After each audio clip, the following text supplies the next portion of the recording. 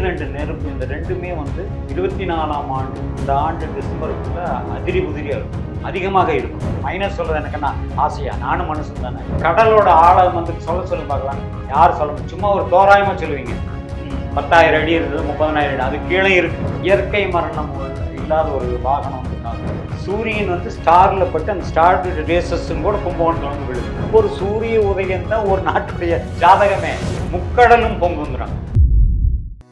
கவலையின்றி சுவாசியுங்கள். உலகின் தலை சிறந்த மருத்துவர்கள் உங்களுக்கு சிகிச்சை அளிக்கிறார்கள். நுரையீரல் அறுவை சிகிச்சையில் உலக விகிதத்தை விட அதிக வெற்றி. நீங்கள் புகைப்பிடிக்கும் பழக்கம் உள்ளவரா? ஆண்டுக்கு ஒரு முறை லோ டோஸ் சிடி ஸ்கேனில் பரிசோதித்து உங்களையும் உங்கள் குடும்பத்தாரின் பாதுகாப்பை உறுதி செய்து கொள்ளுங்கள். ரூபாய் 5,000 மதிப்புள்ள பரிசோதனை ரூபாய் 2,500 மட்டுமே. தங்கம் மருத்துவமனை, நாமக்கல் மற்றும் கான்பூர்.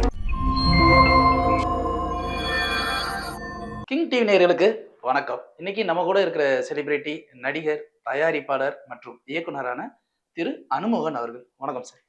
வணக்கம் வணக்கம் வணக்கம். கத்திரி வெயில் ஆரம்பிச்சிருச்சு, அக்னி நட்சத்திரம் ஆரம்பிச்சிருச்சு, ஏற்கனவே வெயில் தாங்க முடியல அப்படின்னு ஒரு இயற்கை சீற்றத்தை வந்து பேசிட்டு இருக்காங்க.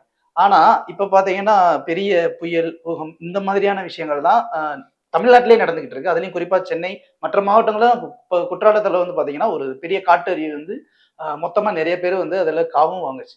இந்த மாதிரி இயற்கை சீற்றங்கள் நடக்கிறது நம்ம முன்னோர்கள் ஒரு பருவகால நிலைகள் அப்படின்னு ஒரு கால அட்டவணை எழுதி வச்சிருக்காங்க. எழுதி வச்ச அந்த கால அட்டவணைக்கும் இப்ப நடக்கிறதும் அப்படியே ஆப்போசிட்டா இருக்கு. இது வந்து இயற்கை சீற்றத்தின் வெளிப்பாடா அல்லது சித்தர்களுடைய வாக்கு பொய்யா சார்?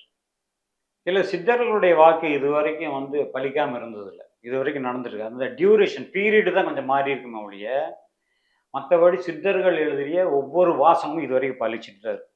இப்போ நானே வந்து சொல்லும் பொழுது சொல்லியிருந்தேன், இயற்கை சீற்றம், அதாவது பஞ்சபூதங்களுடைய செயல்பாடு. இந்த பஞ்சபூதங்களுடைய செயல்பாடு என்பது 24ஆம் ஆண்டு இந்த வருஷத்துல அதிபயங்கரமா இருக்குன்னு நான் படிச்சிருக்கேன். அப்போ படிச்சது அது அந்த மாதிரி நடக்கக்கூடாது, கடவுளை வேண்டிக்கிறது நம்ம அதுதான். ஆனால் நான் சொன்ன மாதிரி நீங்க பாருங்க, அது இப்போ வந்து ரீசெண்டாக பார்த்தா நீர் நெருப்பு இதனுடைய பாதிப்புகள் வந்து கிட்டத்தட்ட அதிகமாகவே இருக்கும் உலக அளவில். இப்போ மழை பெய்யாத காலத்தில் மழை பெஞ்சு தண்ணியெல்லாம் பேத்துக்கிட்டு போகுதுங்கிறான். நில அரிப்பு வருதா இல்லைங்களா? இப்போ வெப்பம் அப்படின்னு பண்ணால் அது நெருப்பு தான். நெருப்பு அப்படின்னு எந்த ரூபத்துலையும் வரும். அது வானத்திலிருந்து விழுகுதா, இல்லை போயிட்டு இருக்கிற டேங்கர் லாரி வெடிக்குதா, இல்லை நீங்கள் இப்போ லாஸ்ட் மந்தே பார்த்தீங்கன்னா 3 இடத்துல சிவகாசி பக்கத்தில் பட்டாசு வெடிச்சுது. உங்களுக்கு புரிஞ்சுதா? அதனால வந்து நீர் ரெண்டு நெருப்பு இந்த ரெண்டுமே வந்து 24ஆம் ஆண்டு இந்த ஆண்டு டிசம்பருக்குள்ள அதிரி உதிரியா இருக்கும், அதிகமாக இருக்கும். நம்ம தற்காப்பா இருக்கணும். நான் சொல்ல வர்றது அதான், நான் படிச்சதை சொல்றேன். நடக்காம இருக்கிற அளவுக்கு நம்ம கொஞ்சம் தெளிவா இருந்துக்கணும். அதை மீறி நடக்கும் அப்படிங்கிறத சித்தர் சொல்லிருக்காங்க. இது நடந்தா தான் உங்களுக்கு எல்லாம் அறிவு வருங்கிற மாதிரி எழுதியிருக்கிறது எல்லாம். ஸோ என்ன சொல்லலாம், இதெல்லாம் நடக்கக்கூடாது.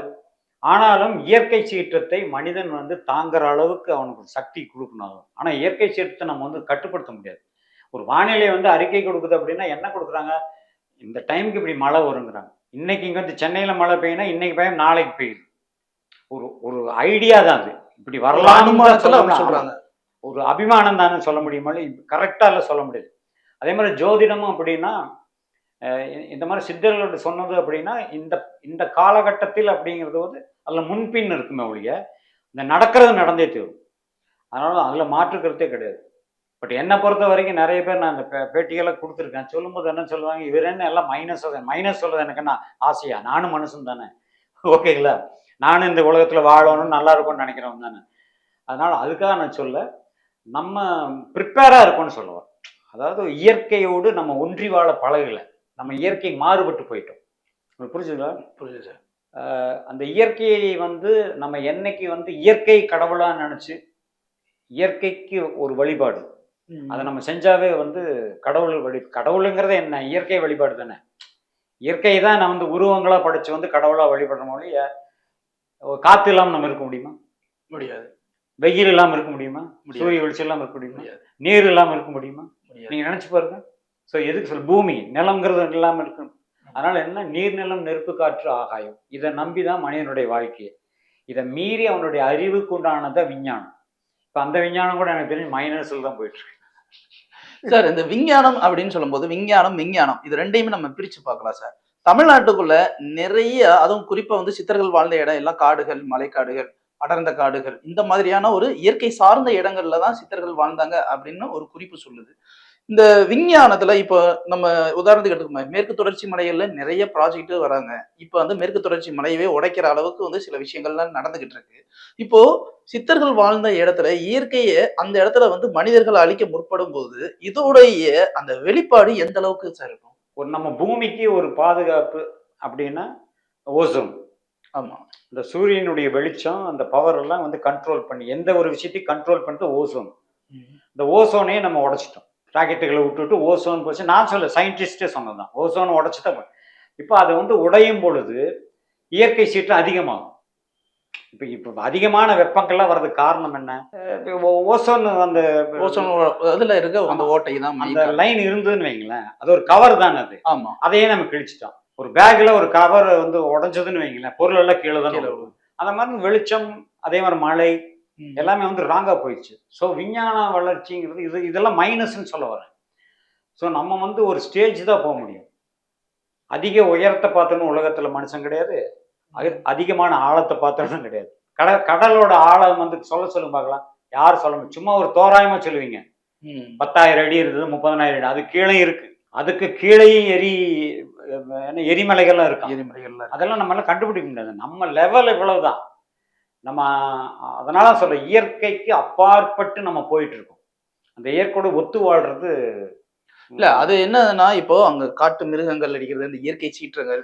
இப்போ நம்ம ஒரு திருநெல்வேலி மாவட்டத்துல எடுத்துக்கோங்க. மணிமுத்தாறு அருவி எப்பவுமே வந்து நீரா கொட்டுறது. தாமிரபரணிக்கு ஒரு மூல ஆறு அப்படின்னு சொல்லுவாங்க. ஆனா மணிமுத்தாறு அருவியில அருவி வரல. அதுக்கு பக்கத்துல இருக்கிற குற்றாலத்துல காட்டருவி வருது. ஒரே மலைத்தொடர்ல 2 வெவ்வேறு இடத்துல இருக்கிற ஒரே நீர்வீழ்ச்சியில இப்படி ஒரு பெரிய இயற்கை மாற்றம் நடக்குது. இல்ல அது வந்து அது தண்ணி போற வழி தானே. மேடு பள்ளங்களை நோக்கி தானே. நீருங்கிறது ஒரு பக்கம் வரும், ஒரு பக்கம் வராதுன்னா அது ரீசன் வந்து மேடு பள்ளங்கள் தான். இப்போ இந்த வருஷத்துல வந்து அதிமித மழை இருக்கும். அதீத மழை. நீரினால் சில ஆபத்துகள், விபத்துகள். நீர்னால நிறைய ஆபத்துகள். நீர்னாலையும் சில மைனஸ் எல்லாம் இருக்கு. அதே மாதிரி நெருப்பாலையும் இருக்கு. ஆமா. நீங்க சமீபத்துல ஒரு பேட்டியில கூட சொல்லியிருந்தீங்க. அதாவது கிட்டத்தட்ட வந்து கன்னியாகுமரி மாவட்டம், நாகப்பட்டினம் இந்த மாதிரி வந்து முக்கடலும் சேர்ந்து நிக்கிற அந்த இடத்துல வந்து ஒரு பெரிய இயற்கை சீற்றம் ஏற்பட போகுது. அதுல நீருக்கடியில் இருக்கிற ஒரு எரிமலை பிளம்பு ஏதோ வெடிக்க போகுது. அது வெடிச்சதுக்கு அப்புறம் நிலப்பரப்பு நீர்பரப்பா மாறும், நீர்பரப்பு நிலப்பரப்பா மாறும் அப்படிங்கிறீங்க. இது எந்த காலகட்டத்துல சார் நடக்கும் அப்படின்னு சித்தர்கள் கூறி வச்சிருக்காங்க? இல்ல அதுதான் நான் படிச்சது. இந்த 2024 டிசம்பருக்குள் இதனுடைய எதிர்பார்ப்புகள் இருக்குங்கிறாரு. இது நான் 2024ன்னு ஏன் படிச்சேன் அப்படின்னா, 2 சந்திரன் 1 ராகு நம்பர் வரும் பொழுது, சரி 2 சந்திரன் 2 2 4 வருதுல, 2 0 2 4 அது நியூமராலஜி படி 2 சந்திரன் 1 ராகு டோட்டலா வரும்போது சனி ஒரு 8. சரி. ஸோ இந்த கால்குலேஷனை அன்னைக்கு வந்து எழுதுனது நான் படிச்சது. அப்போ 24 டிசம்பர் அப்படிங்கிறது அந்த 31ங்கிறது ஒரு கணக்கு. அதுவும் 4 தான். சரி. கூட்டுனா இந்த கணக்கெல்லாம் பண்ணிட்டு என்ன சொல்றாருன்னா, முக்கடலும் பொங்குங்கிறாங்க. அதாவது அரபிக்கடல், வங்காள விரிகுடா, இந்திய பெருங்கடல். ஆமா, இந்திய பெருங்கடல். இப்போ 3 கடல் இப்படி நம்ம தான் சவுத்துல கரெக்டா இருக்கும். நம்ம தான் இந்த 3ம் பொங்கும் பொழுது என்ன ஆகும்? நிலப்பரப்பு நீரில் மூழ்கும். அது அளவெல்லாம் சொல்லல, ஒரு பாதகம் ஏற்படும்னு சொல்றாங்க. இப்ப அதுல மெயினா அந்த 3 கடலும் சேர்ந்து 4 பக்கம் உள்ளது ஸ்ரீலங்கா, இலங்கை. அப்ப இலங்கை வந்து ரொம்ப பாதுகாப்பா இருக்கணும். இலங்கையில வந்து இந்த மாதிரி நீர் நெருப்புனால சீற்றங்கள்லாம் அதிகம் வரும். ஸோ நம்ம வந்து அவங்க எல்லாம் கொஞ்சம் கேர்ஃபுல்லா இருக்கணும். அதே மாதிரி நம்ம சவுத் சைடு, இந்தியாவுடைய சவுத் சைடு அவங்கெல்லாம் கொஞ்சம், அதான் நான் முதல்லயே சொல்லிட்டேன். அவங்க சொன்னது நடக்கலைன்னா சந்தோஷம், நடக்கலைன்னாலும் திட்டுறாங்க. சரி சார். என்னையா வந்து வாய் சொன்னபடியே நடந்து போச்சுன்னு திட்டுறாங்க. நான் கண்டிப்பா உண்டு. நான் படிச்சதை தான் சொல்றேன் ஒழிய எனக்கு ஒன்றும் ஆசை கிடையாது அழியணும். அதாவது ஒரு பொருள் வந்து அழிஞ்சு போச்சுன்னா நம்ம மறுபடியும் ப்ரிப்பேர் பண்ணிக்கலாம். உயிர் அழிவு வரக்கூடாது, எந்த காரணத்தை கொண்டு வரக்கூடாது. என்னுடைய வேண்டுதல் தான். உலகத்துல இருக்கிற ஜீவராசிகள் எல்லாருமே நீங்க சொன்னீங்க. நம்ம வந்து ஏன் வந்து இயற்கையோட ஒன்றி வாழல அப்படின்னா, எந்த மனிதனை தவிர எந்த உயிரினமாவது இயற்கைக்கு மீறி நடக்குதா? நடக்காது. ஒரு மிருகங்கள் காட்டுக்குள்ளேயே தான் இருக்கும். சாப்பாடே கிடைக்கலன்னா அங்க என்ன அதான் பண்ண முடியாது. நாட்டுக்குள்ள வந்து சாப்பிடுறது இல்லை. புரிஞ்சுதுங்களா? ஒரு பறவை ஒரு கிளைமேட் மாறிச்சுன்னா பாருங்க, அமெரிக்காவில இருந்து எங்கேயோ பறந்து வந்து வேடந்தாங்கல வந்து இருந்து இனப்பெருக்கம் செஞ்சு குடும்பம் நடத்தி குழந்தையும் பத்திட்டு திருப்பி கூட்டிட்டு போகுது. அப்ப 5 அறிவு உள்ள பிராணிகளுக்கு தெரியுது இயற்கையோட ஒன்றி வாழணும். ஆமா. இடத்துக்கு தகுந்த மாதிரி. நீங்க ஒண்ணும் இல்லையே, நீங்க சென்னையில இருக்கிறீங்க. இந்த சரௌண்டிங்ல இருக்கிற பூமியில விளையிறத நம்ம சாப்பிடணும். இங்க குளிர்காலத்துல என்ன 4 பருவநிலைகள், 4 பருவநிலை மாற்றங்கள் உண்டு. ஆமா. உங்களுக்கு புரிஞ்சுதா? இங்க என்ன விளையுதோ, குளிர்காலத்துல என்ன விளையுதோ அதான் சாப்பிடணும். வெயில் காலத்துல என்ன விளையுதோ அதான் சாப்பிடணும். நம்ம அப்படி இல்லை. சென்னையில இருந்துட்டு ஊட்டி காய் சாப்பிட்டுருப்போம். உங்களுக்கு புரிஞ்சுதா? புரிஞ்சுது. காஷ்மீர் ஆப்பிள் தின்னுட்டு இருப்போம். ஸோ இதெல்லாம் எதுக்கு சொல்றேன்னா, நம்ம ஒன்றி வாழ்வதில் இதெல்லாம் உதாரணம். இயற்கையோட ஃபுட்டே நம்ம அப்படி எடுத்துக்கிறது இல்லைங்கிறேன். அதனாலதான் மனிதனுடைய ஆயுள் எல்லாம் குறையிறதுக்கு காரணம் வந்து அந்த நீங்க அந்த காலத்துல பாருங்க, வயல்ல விவசாயி வந்து ஒரு வயல்ல போடுறான்னா அன்னைக்கு விளையிற கத்திரிக்காய் 3 மாசம் கழிச்சு வெண்டைக்காய் வந்து அது நெல், அது ரெகுலர் வருஷம் பூரா விளையிறதுன்னு சிலது இருக்கு. அது எங்க வேணாலும் சாப்பிடலாம், சிலதுல சாப்பிடக்கூடாது. அப்படி வாழ்ந்தவங்களாம் 100 வயசுக்கு மேல வாழ்ந்தாங்க அன்றைய காலம். இன்னைக்கு இருக்குதா? 30 வயசு கீழே உள்ள ஹார்ட் அட்டாக் வருதுங்கிறான். என்ன பண்ணுவீங்க?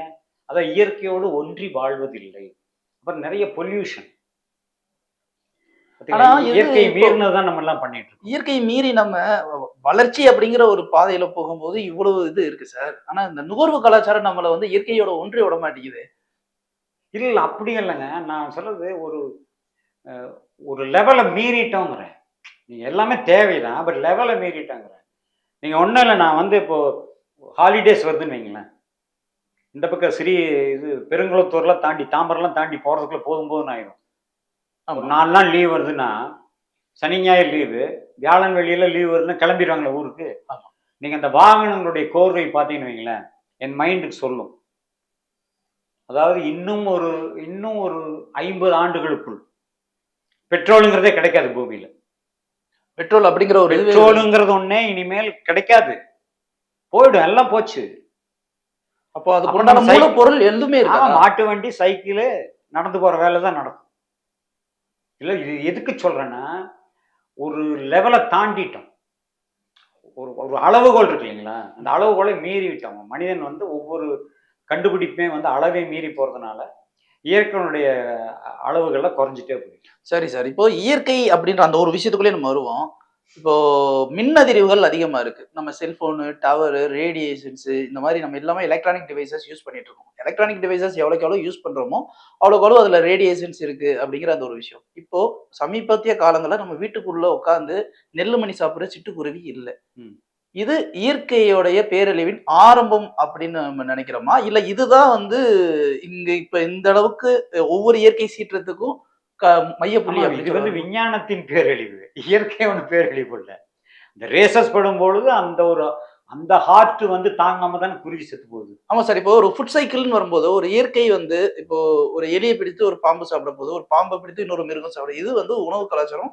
இதுதான் இயற்கையோடைய சுழற்சி முறை. இப்போ சுழற்சி முறையில ஒரு சுழற்சியில ஒரு சங்கிலியை மட்டும் நம்ம உருவி எடுத்துட்டோம் அப்படின்னா அந்த சுழற்சி முறை கட்டாகும் போது அது இயற்கை பேரழிவு இதுல வந்துடும் இல்லையா? இல்ல உண்டுங்க. அது அந்த சுழற்சி முறை கட்டாத காரணமே இந்த சயின்ஸ் தாங்கிறேன். உங்களுக்கு புரிஞ்சுதா? இப்போ ஒரு கம்பி வேலி, கரண்ட் கம்பி வேலி போட்டதுனாலதான் மிருகம் அடிபட்டு சார்.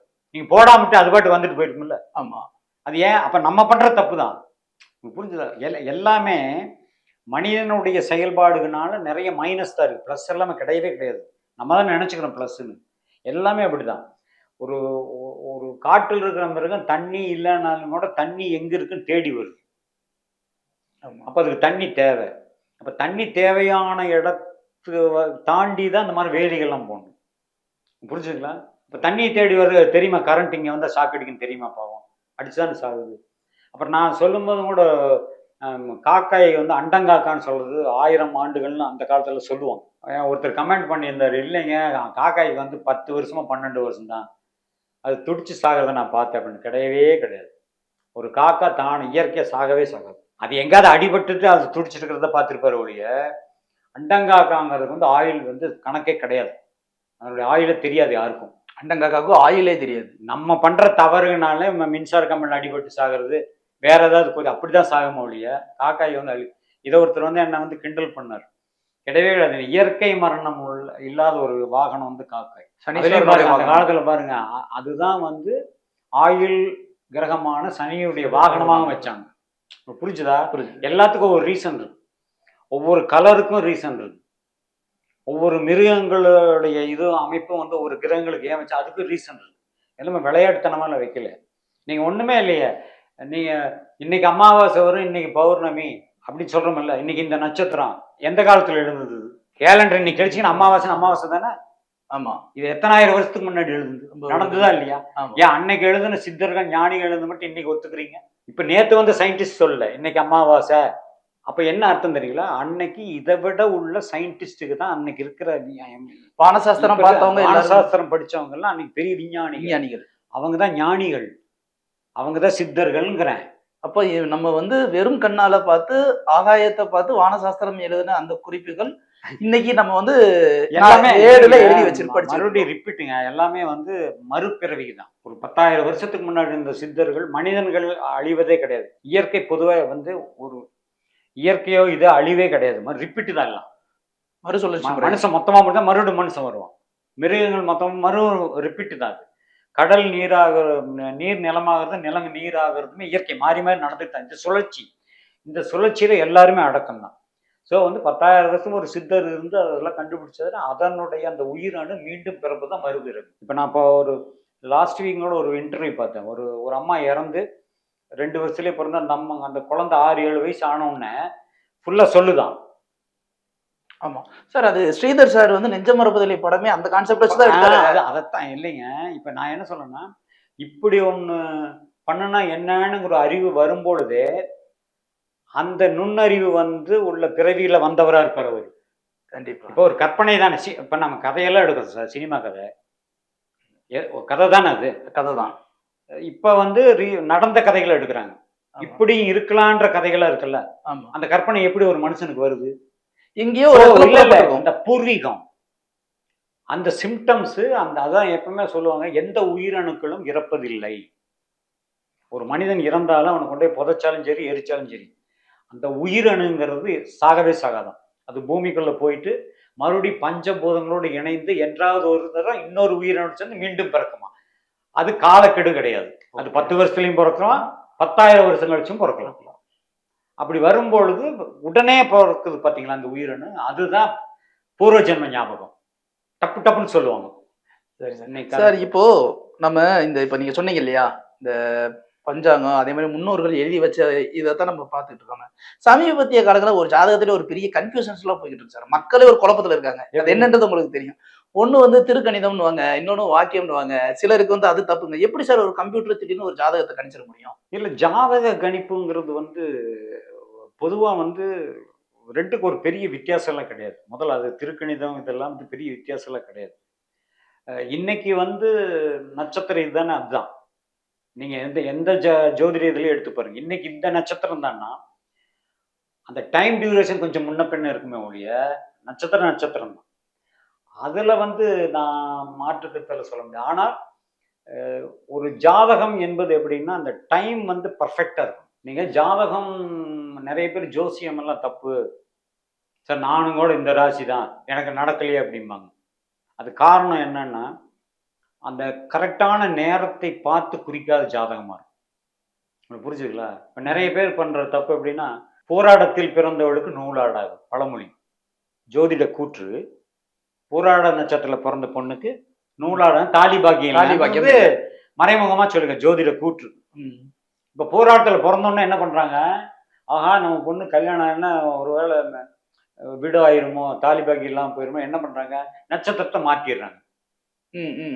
ராசி அதையே வச்சுக்கிட்டு நட்சத்திரத்தை மாற்றி சொல்லிடுறது. அப்புறம் எப்படி அது கரெக்டா? அப்ப தப்பு தானே. அப்ப தவறு யார் செய்யற? நீங்களே செய்றீங்க. ஸோ ஒவ்வொரு ஜோதிட கூற்றுமே உண்மை. அதை நம்ம வந்து ஜோசியமா அதை நம்ம நம்புறது இல்லை. ஆனா உங்களுடைய பிறப்பில் உங்களுடைய ஜாதகம் பர்ஃபெக்டா இருந்ததுன்னா நீங்க நினைக்காமையே உங்களுக்கு நல்லது நடந்தே தீரும். நீங்க ஜோசியத்தை பத்தி கண்டுக்காம இருந்தாலும் நான் கெட்டது நடந்தே தீரும்.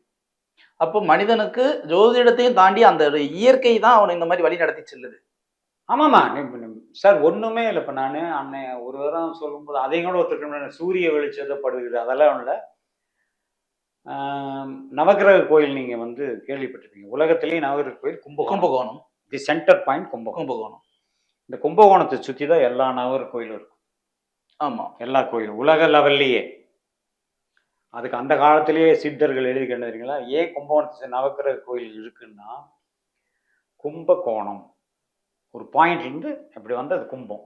புரிஞ்சவங்களுக்கு சூரியனுடைய ரேசஸ் வந்து பூமிக்கு வருது இல்லையா, அப்போ ஒவ்வொரு ரேசஸும் ஒவ்வொரு கிரகம் மேல படும். சூரிய ரேசஸ் சுக்கிரன் மேல படும், புதன் மேல படும், இந்த மாதிரி சனி மேல படும், அப்படி ஒவ்வொரு ரேசஸ் படும். இந்த ரேசஸ் வந்து பட்டு பூமிக்கு நேரா வர்ற இடம் பூமியிலேயே நேரா வர ஒரே இடம் கும்பகோணம். Any time. இப்ப ராத்திரியில வந்து சூரியன் கிடையாது, சந்திரன் நல்லா வெளிச்சம் இருக்குதோ இல்லையா நமக்கு தெரியாது. ஒரு ஸ்டாருடைய ரேசஸ் வரும் தெரியுங்களா, ஆமா. சூரியன் வந்து ஸ்டார்ல பட்டு அந்த ஸ்டாருடைய ரேசஸும் கூட கும்பகோணத்துல வந்து விழுகுமா. உங்களுக்கு புரிஞ்சுதா? கும்பகோணத்துல மட்டும் இரவிலும் நட்சத்திரங்கள் நிலா மூலமாக கூட இந்த ரேசஸ் பூமிக்கு வருமா. அதாவது ஒவ்வொரு கிரகத்திலிருந்து பட்டு பட்டு.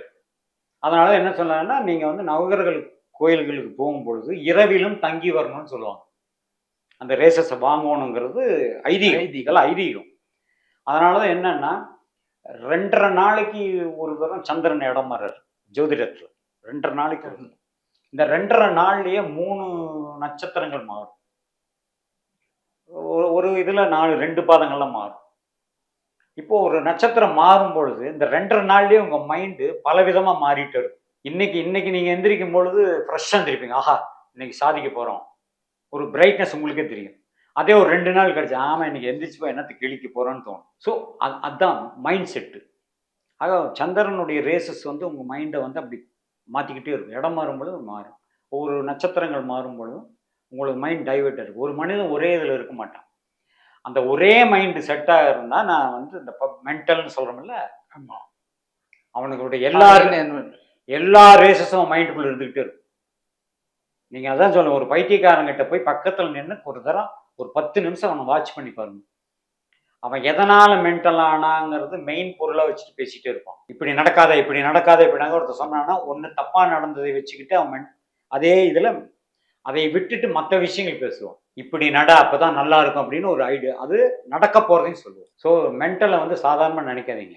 அவனுக்கு வந்து நடந்து முடிந்த கதைகளும் தெரியும், நடக்க போற கதைகளும் தெரியும். இது வாட்ச் பண்ணும். நான்லாம் வந்து இதெல்லாம் அப்போ படிச்சதை வச்சுக்கிட்டு மென்டல்லாம் பேசிக்கும் போது அப்படியே ஒட்டு கேட்பேன். போய் கொஞ்சம் தள்ளி நின்று என்னதான் பேசுறாங்கன்னு நீங்க வாட்ச் பண்ணணும். அது சொன்னா வந்து வேணும் பைத்தியக்காரத்தனம் அந்த உளறிட்டு சொல்றவன் சொல்லிட்டு போங்க, எனக்கு ஒன்றும் கிடையாது. எனக்கு தெரிஞ்சதை நான் சொல்றேன். இப்போ நீங்க ஏதாவது ஒரு விஷயம் சொன்னா அப்படின்லாம் தான் கேட்கணும். அட போயான்னு சொன்னா சொல்லிட்டு போங்க, எனக்கு என்ன, எனக்கு ஒன்றும் கிடையாது. ஆக வந்து ஒரு மைனஸ் வருது அப்படின்னா அதை நம்ம ப்ளஸ்ஸாக பார்க்கணும். அதுல இருந்து எப்படி தப்பிச்சுக்கலாம் அப்படிங்கிறது தானே சார். இப்போ நீங்க சொல்றீங்க இல்லையா, ஒரு ரேஸ், கும்பகோணம், ஒரு மனிதனுக்கு உண்டான எண்ணங்கள் எல்லாமே மாறுது. இந்த கிரக அமைப்புகள் இது எல்லாமே வந்து ஒரு ஒரு நாடு, அது குறிப்பா இப்போ தமிழ்நாடு, ஒரு ஒரு இந்தியா, ஒரு உலகம், இது எல்லாத்துக்குமே அது மாதிரியான அந்த இதுதானே சார், சிம்டம்ஸ் தானே சார் நடக்கும்? ஆமா, உலக அளவில் எல்லாம் ஒரே தத்துவம் தான், ஒரே தத்துவம் தான். இப்ப நம்ம பூமிக்குன்னு ஒரு ராசி இருக்கு.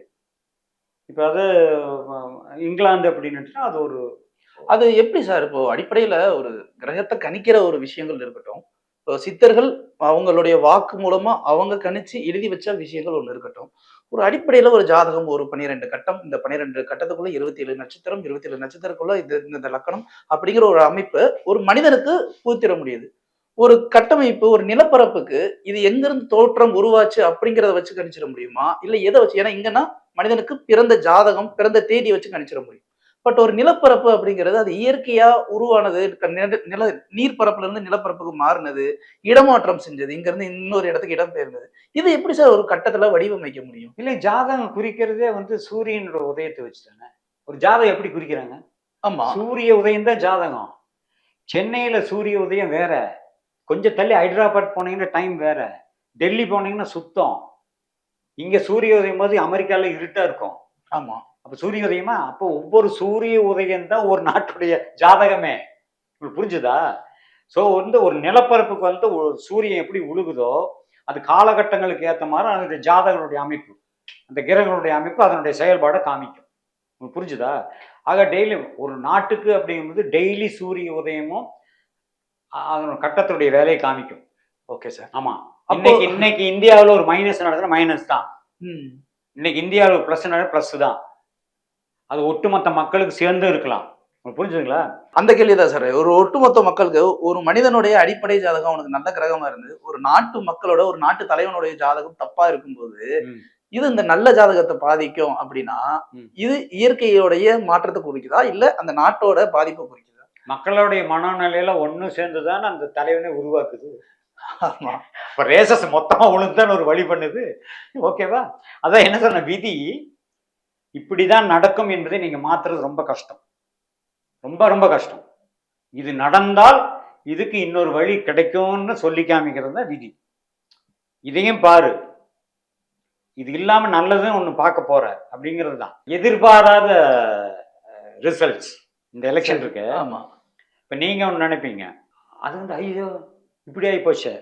அவர் ஒண்ணு நினைப்பாரு, அவரும் அதையே சொல்லுவாரு. நான் ஒண்ணு நினைப்பேன், ஐயோ இப்படி, நானும் அதையே சொல்லுவேன். ஆக ஒவ்வொரு மனிதனுடைய கருத்துக்களுக்கும் ஒரு மைனஸ் கிடைக்கும். நீங்க நினைச்சது ஒண்ணா இருக்கும். இந்த தேர்தல் இந்தியாவில் நினைப்பது ஒன்று நடப்பது ஒன்றுமாக நடக்கும். இப்ப இது யாருனாலையும் அறுதியிட்டு சொல்ல முடியாது, சொல்லவே முடியாது. எழுதி வச்சுக்கோங்க. இது தமிழ்நாட்டுக்கு மட்டுமா இல்ல ஒட்டுமொத்த இந்தியாவுக்கு சொல்றேன். சோ இவங்கதான் அப்படின்னு நம்ம யாரையுமே கணிச்சிட முடியாது, யாரையும் எதிர்பார்க்காதீங்க.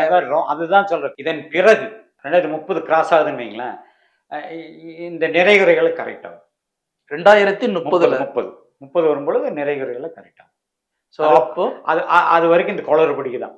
இந்த குளறுபடிகள் அரசியல் நிச்சயமா அது உண்டு. சூழ்நிலைக்கு, இயற்கை சூழ்நிலைகள் கொஞ்சம் தவறா இருக்கு. நம்ம கொஞ்சம் கேர்ஃபுல்லா இருக்கணும். அது மக்களாகிய நாமளா இருந்தாலும் சரி, அரசாங்கமும் சரி, அரசை ஆளுபவர்களும் சரி, கொஞ்சம் அட்வான்ஸாக இருந்து இந்த இழப்புகளை தவிர்த்து நம்ம எல்லாருமே சுபிட்சமா இருக்க எல்லாம் வல்ல இறைவனை வேண்டி உங்களிடம் இருந்து விடைபெறுவது உங்க பாம்பு பொத்து அனுபவமாக. போயிட்டு வாரமுங்க. வணக்கம்.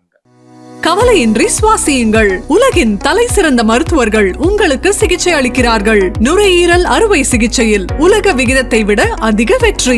நீங்கள் புகைப்பிடிக்கும் பழக்கம் உள்ளவரா? ஆண்டுக்கு ஒரு முறை லோ டோஸ் சிடி ஸ்கேனில் பரிசோதித்து உங்களையும் உங்கள் குடும்பத்தாரின் பாதுகாப்பை உறுதி செய்து கொள்ளுங்கள். ரூபாய் 5000 மதிப்புள்ள பரிசோதனை ரூபாய் 2500 மட்டுமே. தங்கம் மருத்துவமனை, நாமக்கல் மற்றும் கான்பூர்.